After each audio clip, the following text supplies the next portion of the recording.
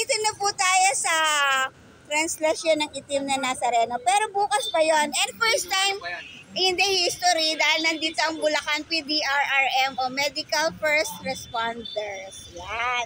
At nandito si Sir. Sir, ano nga pong pangalan niyo? Nilson Santos po. Santos? De Los Santos po ako. Baka kababayan. Pero marami po sa buso sa mga Santos, ano? Yes po. At saka sa, basta Bulacan po, karamihan. Ano po?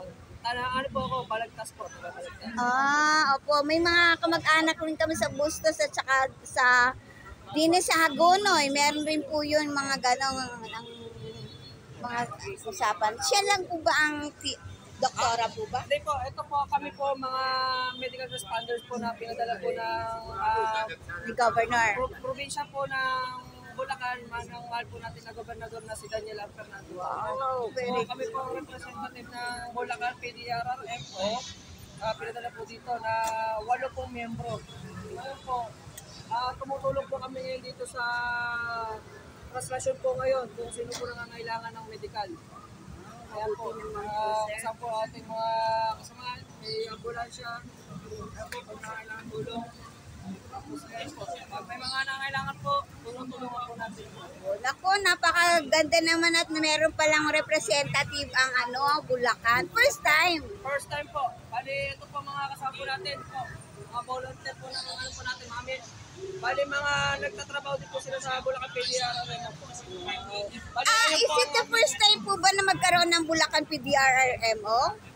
Or dati na po? Ilang years na po? Ngayon po, first time po na ngayon kami nagpunta po dito.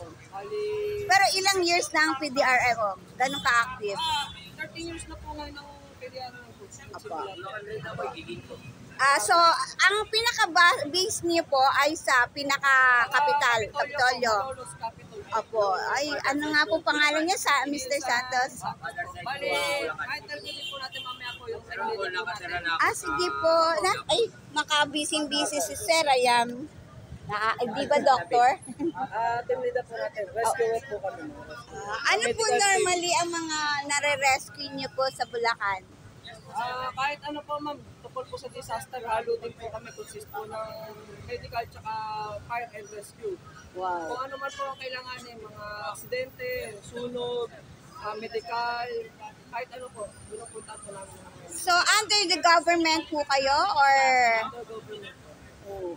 So, it's not necessary na puro mga profession nyo ay mga nasa medicine, medical. Kanya po kami ng specialist po.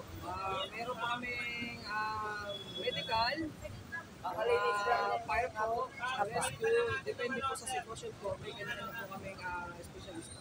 So, bawat po natin, bawat parte ng Bulacan ay meron kayong mga representative. So, kalat naman po. Ilang years na rin ako, mga 10 years na akong hindi nabalik sa Bulacan. Kasi more than 20 years rin kami tumira po sa San Rafael at sa Bustos.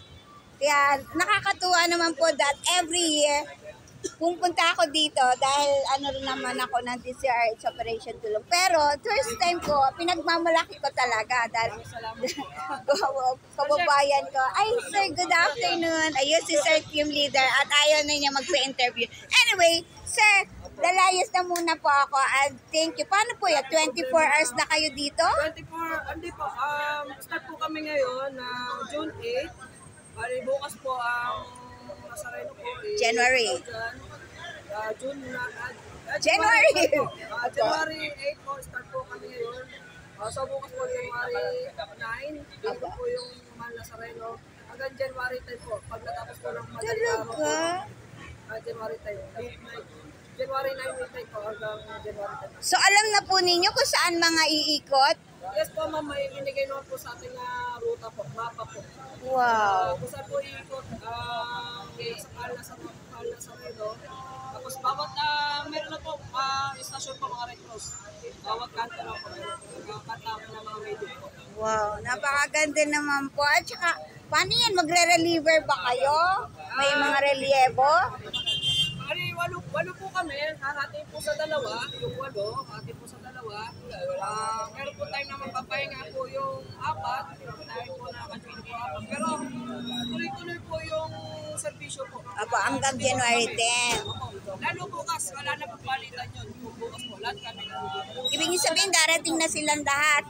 Yung 8. Ayun po, tulong-tulong po ang Red Cross tsaka One Raha. Ano po ang One Raha? Ang One Raha po, naka-designate po talaga dito sa Manila. Hindi po yung Bulakenyo. Hindi na po talaga sila. So, first time ko narinig yan. Pero medical, Matagal na rin po yan. at nakakasama nyo rin. Nakasama po namin ngayon. Kami po ang sumama po sa One Raha naman. Tapos pati sa Red Cross po, tulong-tulong po. Dito po sa simbahan po na to. So, na-experience niyo na po ba na yan ay sasarado bukas at yung mga tao ay nakapila lang dyan? Ay, first time po. Naku sir, kasi ako taga rito sa Espanya dahil ayoko na nga maglakad by tomorrow kaya ngayong gabi na ako talaga dumaan. Although Islam ako, nag-Islam ako, kaya dyan naman ako sa Muslim town. Papunta po ako ngayon doon kasi may kukunin akong pinamili. Hindi ako nakapiyos. Maris na po kayo. Asa Manaybo. Thank you po. Pareho rin tayo. Sa mga brothers po natin. Opo, malay. Opo. Sige po. Meron. Thank you very much. At mulang maraming mga pulis na po doon. Thank you po. At patubayan kayo po. Opo. Thank you po, ma'am. Maraming salamat sa inyo. Sige po, sir. Thank you po. Salamat po. At nandito na rin ang Red Cross. At maraming salamat dahil for the first time ay narito na ang ating mga kababayan na taga Bulacan. At malapit na nga tayo sa simbahan ayan. Ito na ang Nazareno 2024 translation. Although ngayon pa lang ay bisperas pa lang ng translasyon, ngunit tingnan nyo naman ang kapaligiran. Ayan, may nakakadaan pa mga jeep, pero by tomorrow, wala na yan, maglalakad na lahat. Naka-deploy na lahat ng mga kapulisan dito. Sabi daw nasa 15,000 daw ang mga kapulisan na madi-deploy para pangalagaan ang safety, ang security ng ating Nazareno at sa kapistahang ito. So, dito na ulit tayo sa ating pagod na. So, this is your Tita Amelia Cuentista. Sa mga susunod pa nating vlog, tayo hindi napaparod. Nagbibendisyon na nga pala. Sangkaterba nga rin pala ang mga diniploy nilang area para sa mga communion.